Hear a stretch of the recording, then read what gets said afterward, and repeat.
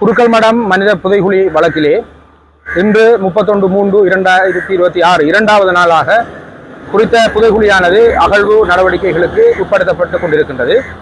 இந்த சந்தர்ப்பத்திலே குறித்த இந்த வழக்கினுடைய பிரத்யட்சக முறைப்பாட்டாளரானவர் கௌரவ மன்றிலே நகர்த்தல் பிரேரணை ஒன்றை அணைத்து குறித்த வழக்கை திறந்த நீதிமன்றத்திலே அழைக்குமாறு கௌரவ மன்றை கோரியிருந்தார். அதன் அடிப்படையிலே குறித்த வழக்கானது இன்று திறந்த மன்றிலே அழைக்கப்பட்டிருந்தது. அதன் போது பிரத்யட்ச முறைப்பாட்டாளர் சார்பிலே நாங்கள் கௌரவ மன்றிலே தோன்றி சமர்ப்பணங்களை மேற்கொண்டிருந்தோம். அதன் அடிப்படையிலே குறித்த இந்த குருக்கள் மடம் சந்தேகத்துக்கிடமான மனித புதைகுழி தொடர்பில் 3 வெவ்வேறான பிரதேசங்கள் அடையாளம் காணப்பட்டிருந்த சந்தர்ப்பத்திலே அதில் 2 பிரதேசங்கள் மாத்திரம் கிரவுண்ட் பெனட்ரேட்டிங் ரேடார் சேவையை மேற்கொள்ளப்பட்டிருந்தது. அதாவது நிலத்தை ஊடுருவி மேற்கொள்ளப்படுகின்ற ஒரு ரேடார் பரிசோதனை ஒன்று 2 இடங்களுக்கு மாத்திரம் மேற்கொள்ளப்பட்டிருந்த நிலையிலே ஒரு பிரதேசம் மாத்திரம் குறித்த ஜிபிஆர் சோதனைகளுக்கு உட்படுத்தப்பட்டிருக்கவில்லை.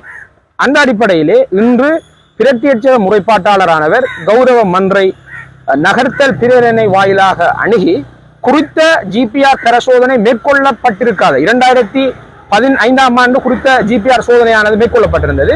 அவ்வாறு மேற்கொள்ளப்பட்டிருக்காத அந்த ஒரு பிரதேசத்தையும் தன்னுடைய சொந்த செலவிலே ஜிபிஆர் பரிசோதனை மேற்கொள்வதற்கு தயாராக இருப்பதாகவும் அது தொடர்பிலே எழுகின்ற சகல வகையான செலவினங்களை பொறுப்பெடுப்பதாகவும் தமக்கு இந்த வழக்கிலே குறித்த அந்த கிரவுண்ட் பெனட்ரேட்டிங் ரேடார் நிலத்தை ஆழ ஊடுருவுகின்ற அந்த ரேடார் சோதனையை மேற்கொள்வதற்கான உபகரணங்களை கொழும்பிலிருந்து கொண்டு வருவதற்கான தோதான ஒரு கட்டளையை ஆக்குமாறும் கோரியிருந்தார்.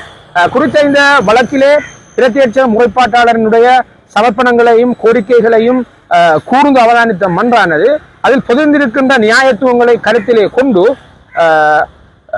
குறித்த அந்த ஜிபிஆர் உபகரணங்களை கிரவுண்ட் பெனட்ரேட்டிங் ரேடார் அந்த உபகரணங்களை அவருடைய சொந்த முறைப்பாட்டாளருடைய சொந்த செலவினங்களிலே கொண்டு வந்து அந்த சேவையார் பண்ணப்படாத எஞ்சியிருக்கின்ற அந்த ஒரு பிரதேசத்தை மாத்திரம் பெனட்ரேட்டிங் ரேடாரை பயன்படுத்தி சேவையை பண்ணுவதற்கு அளவீடுகளை மேற்கொள்வதற்கு உரிய கட்டளைகளை இன்று ஆக்கியிருக்கின்றது.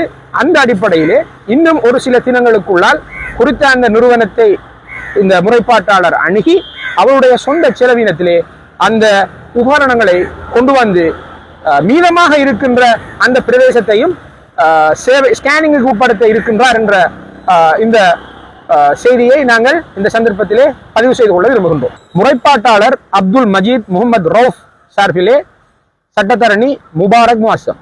நம்பகமான செய்திகளை உடனுக்குடன் தெரிந்து கொள்ள ஸ்பாட் நியூஸ் 24 முகநூல் பக்கத்தை பார்வையிடுங்கள். அதுபோல எமது www.spotnews.lk இணையதள பக்கத்தில் முழுமையான செய்திகளையும் பார்வையிடலாம். உண்மையான செய்திகளுக்கு ஸ்பாட் நியூஸ் 24.